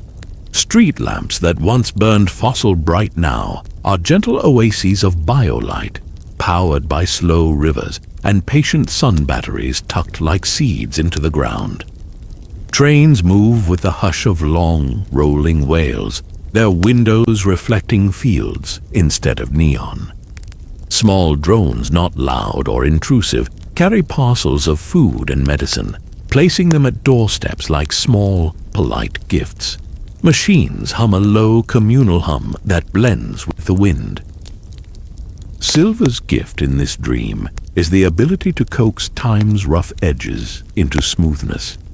He can look at a broken bridge and imagine the way wood and rope might weave themselves back into a safe crossing. He can see where a wound in the soil needs compost and where a child's garden needs shade. He works like a gardener of days, not by forcing a future into being, but by arranging the present to invite it. Each small rearrangement is an act of patience. A stone shifted so a stream can be guided. A seed placed where a path will spring up naturally. A bench set where people naturally rest. People drift in and out of his path like characters from many small lives. An elderly woman passes by, carrying a basket of herbs. Silver lifts a hand, and the herbs untangle themselves into neat rows of scent. A baker sets a fresh tray on a windowsill to cool. He adjusts the breeze so it carries the warmth to the passerby who has not yet had breakfast. No grand gestures are required. The dream's magic prefers the quiet usefulness of small kindnesses. The river itself is a character in the dream, deep and slow, with a surface like pewter that reflects clouds and the slow arc of birds. Fish glide close to the surface, unafraid, trailing little ribbons of light. Occasionally, a ripple carries up an image like a postcard, a sunrise over a rebuilt station, a school courtyard where children draw maps of the stars, a community garden that smells overwhelmingly of basil and thyme. Each image lingers only briefly, gentle as a thought you let go of after smiling. Silver finds a small hill where wildflowers bloom in a pattern that looks almost like script. He sits and watches as a teacher gathers a circle of children nearby, showing them how to press petals between paper and then label them with playful names. They giggle when they guess what the next name will be, and the teacher laughs, a patient, steady sound. Silver breathes in the moment, like one breath, slow and full, and lets it settle in his chest like a warm stone. In the dream, conversations are deliberate and kind. People speak with the idea that words can be a cradle, not a weapon. When disagreements arise, they sit on the riverbank and fold them into questions, letting answers appear over tea. Silver watches one such exchange. Two neighbors gently rearrange a shared garden plot, trading seeds and stories in equal measure. The negotiation is not a struggle, but a choreography of compromise. At times, Silver's view widens, showing entire neighborhoods where rooftops are gardens and parking lots have become orchards. Children run in places that used to be highways, their paths traced by petals and small stones. The city hums like a living thing that learned to breathe properly, in soft rhythms, out soft rhythms. There are no tall barriers between people. The community is an uncluttered quilt stitched with small gestures of care. Even the skies are kinder in this dream. Clouds form in shapes that appear to be drawn on purpose, a school of fish, a lazy fox, a giant hand offering shade. Birds drift in slow thermals, carrying seeds that drop into ready soil. At dusk, lanterns rise not out of necessity, but as celebration, each one a tiny hope set free. The stars come out with no hurry, watching the world below with a quiet blessing. Silver never feels alone here. He is part of a gentle current that moves communities toward repair rather than profit, toward art rather than spectacle, toward listening rather than louder talking. He passes through scenes where people create public spaces for music, libraries full of shared books, benches painted with stories that invite strangers to sit together. He kneels sometimes to help a child plant a tree, to press the soil around the young root and whisper a small encouragement. Those tiny acts in aggregate are the architecture of the future he dreams, slow, patient, and resilient.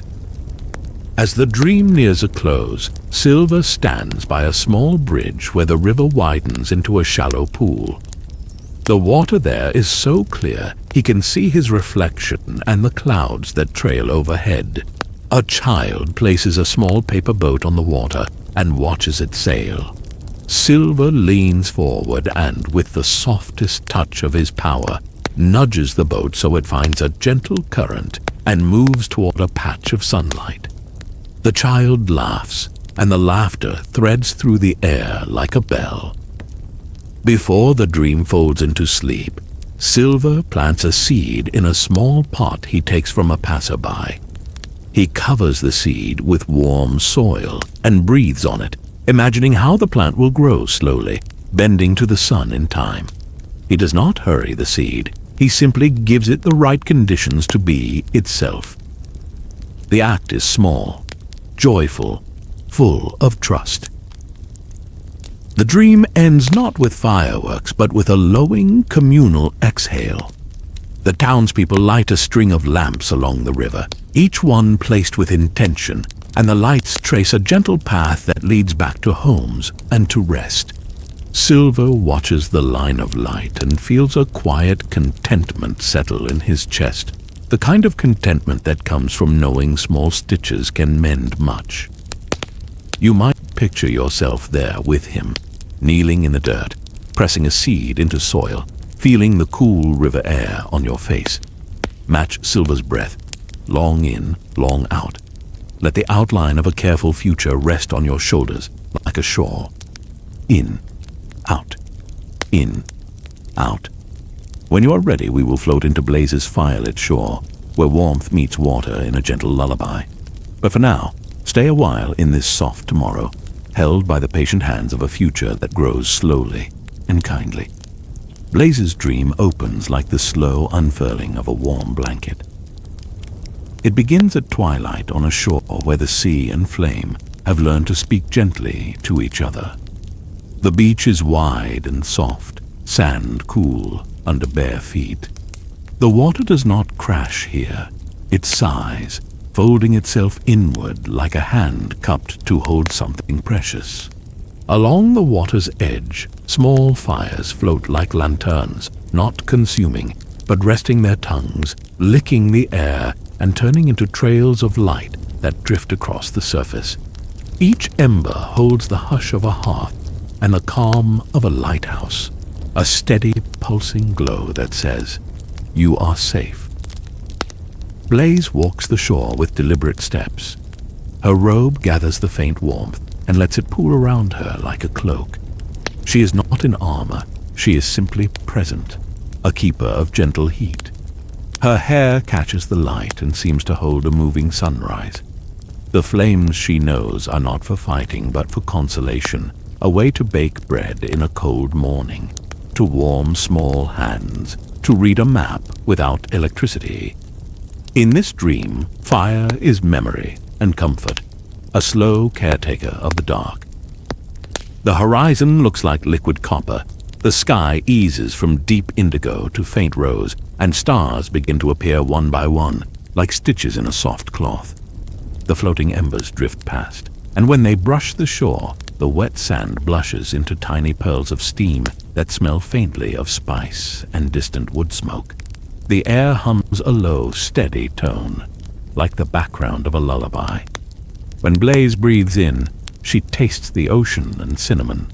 When she breathes out, the smoke curls in polite shapes that curl like small, satisfied sighs.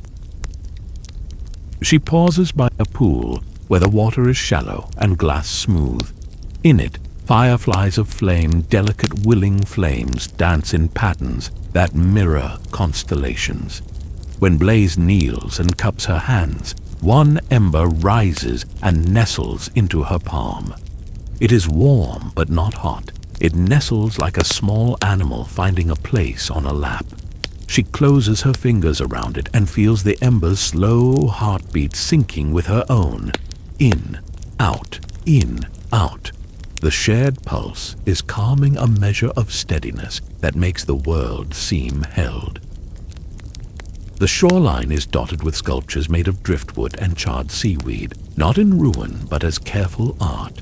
Children in the dream, small and sure, build tiny beacons that bob on the water.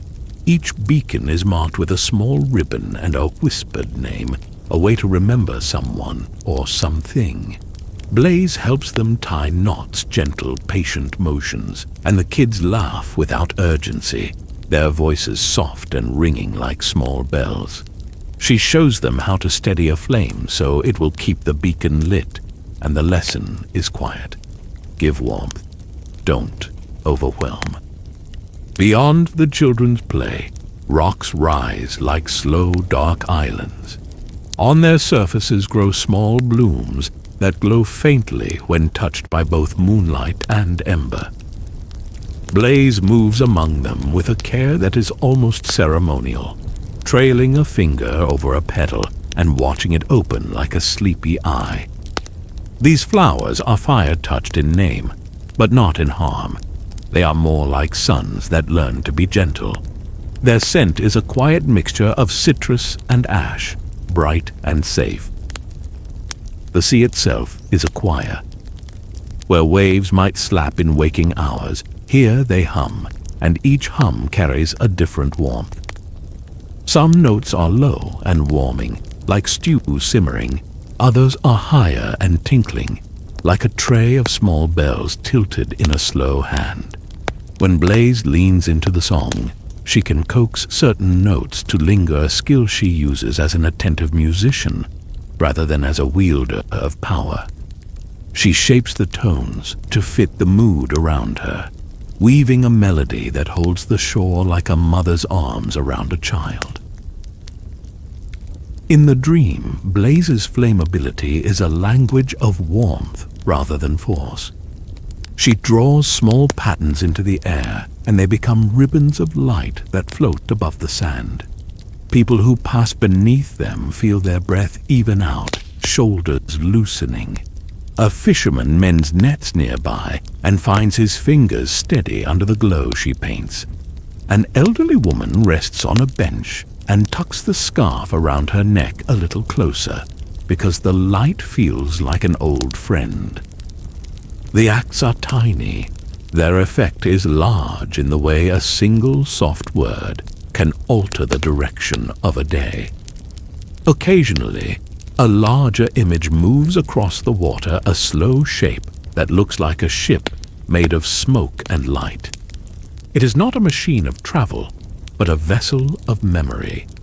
When it passes, the beach hushes and remembers with it a picnic long ago, a recipe folded into a grandmother's handwriting, a promise once made and kept.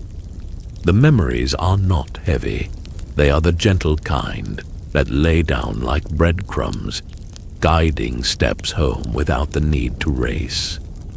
Blaze encounters other keepers of small fires scattered along the shore. A man tends a brazier where local storytellers toast small roots that smell like anise. A pair of friends sweep the embers of a communal fire and fold the sparks into jars that will glow as nightlights. The community is a collection of small guardianship acts, everyone doing their piece, so the whole becomes a quilt of steady light. Blaze moves through these people as if moving through a choir, never louder than necessary, always part of the harmony. At certain moments, the flames rearrange themselves into subtle shapes. One pattern looks like wings, another curls into a circle that glows like a watchful eye, another stacks into a tiny spiral that reminds viewers to breathe. When Blaze draws these patterns, she teaches without speaking. Inhale as the spiral widens, exhale as it collapses. The shore itself becomes a guided breath, and those who learn the pattern find sleep arriving as if on a tide. The dream also lets Blaze be small. She makes a tiny stove from stones and coals and cooks a simple soup for a traveler she finds resting near the dunes. The traveler wakes, eats, and the meal's warmth spreads like a patch of sunlight. The exchange is not heroic. It is the small kindness that holds communities steady. Blaze smiles at the traveler, her expression soft and quiet, pleased at the small usefulness of warmth. One quiet corner of the beach holds a ring of stones where several figures have placed objects they wish to remember gently. An old watch, a ribbon, a small toy. The objects do not glow on their own, but are warmed by the ambient ember light, each one seeming to breathe easier under Blaze's care. She circles the ring and lays a last object there, a small, unadorned pebble that she keeps tucked near her heart, and then steps back. The pebble's warmth is minimal but exact, a reminder that balance is found in small things.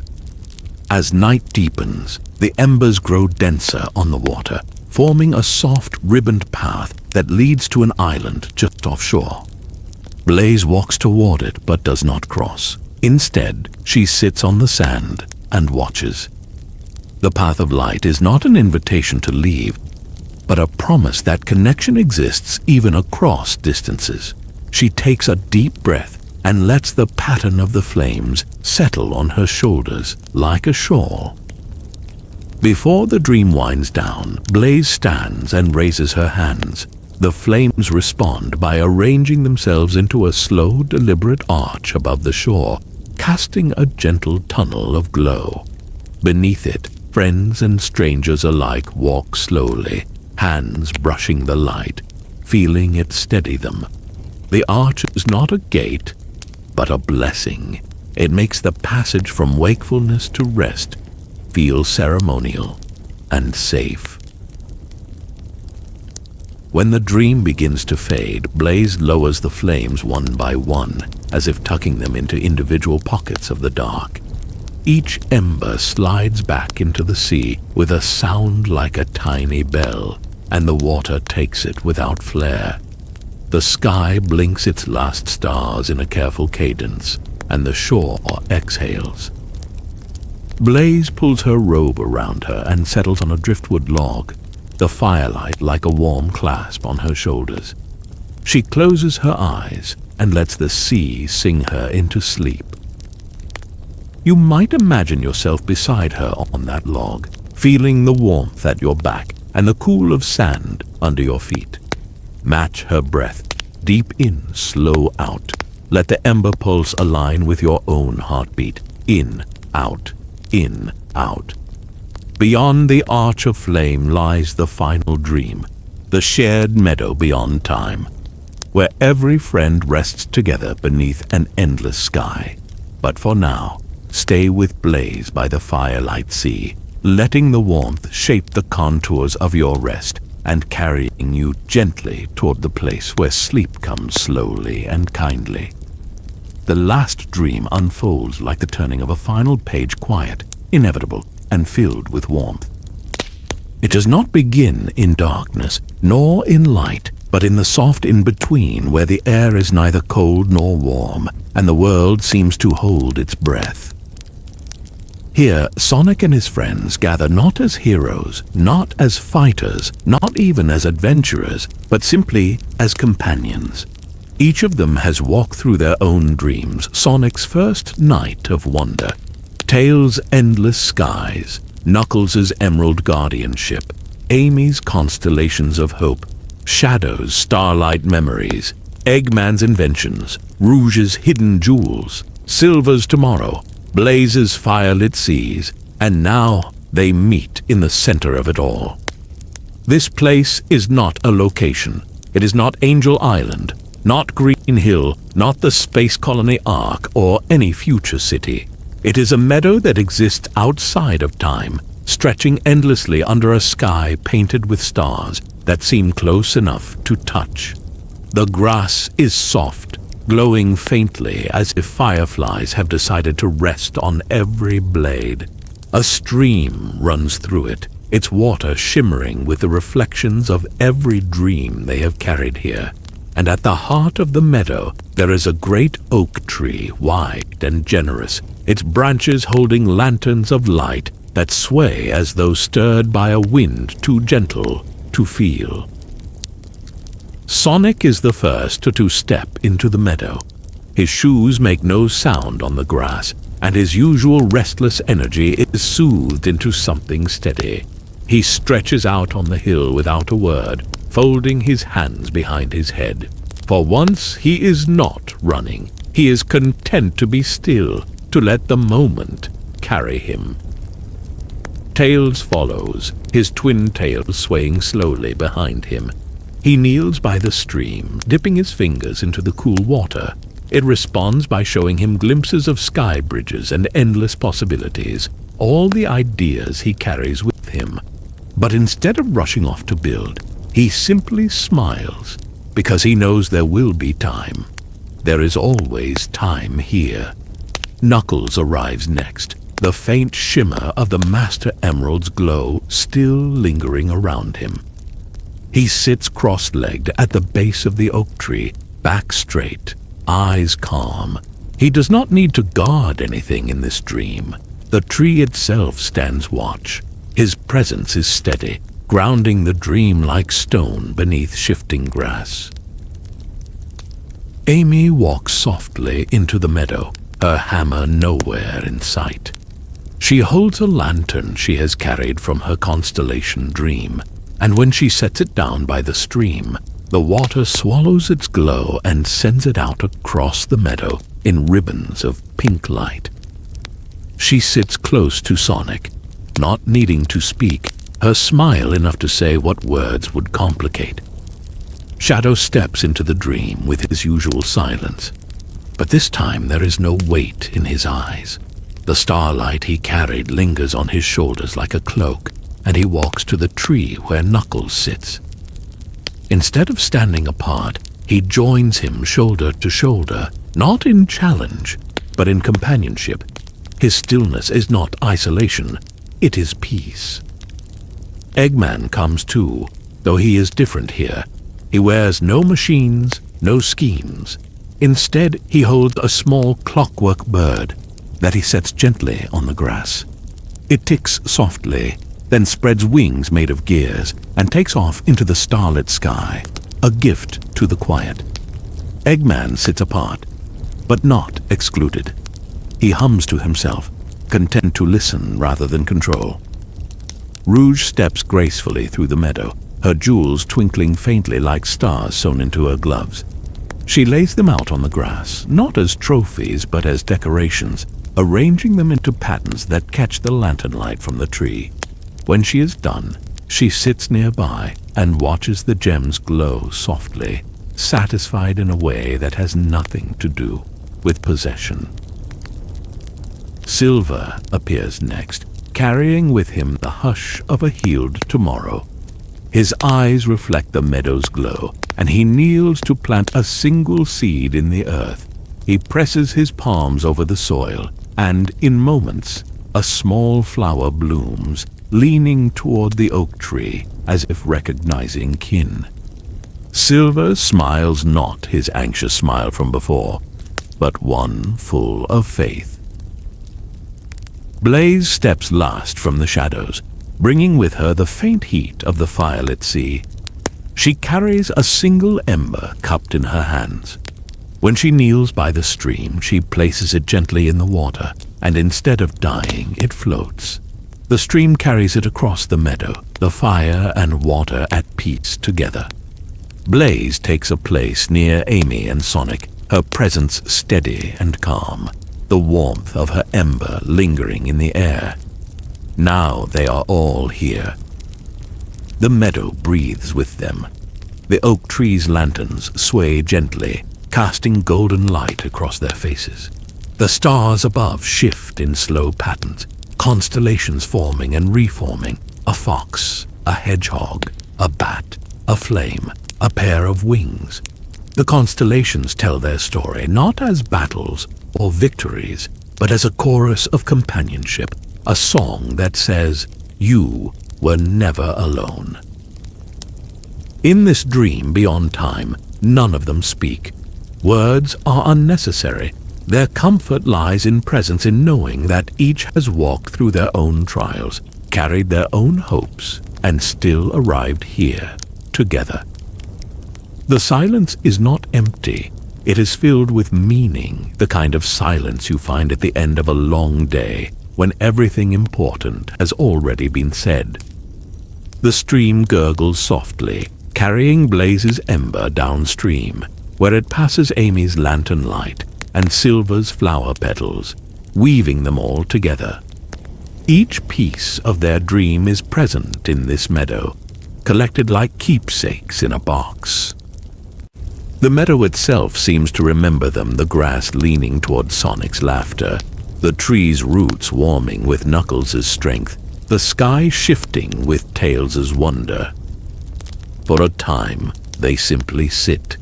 The stars wheel overhead, the lanterns sway, the fireflies blink in time with their breathing, and slowly, slowly the edges of the meadow blur. The horizon stretches wider, the stars draw closer, until it feels as if the meadow is no longer a place, but a state of being, a gentle reminder that peace is always possible, even after chaos. You might imagine yourself among them. Perhaps you sit by the stream, dipping your fingers into the water.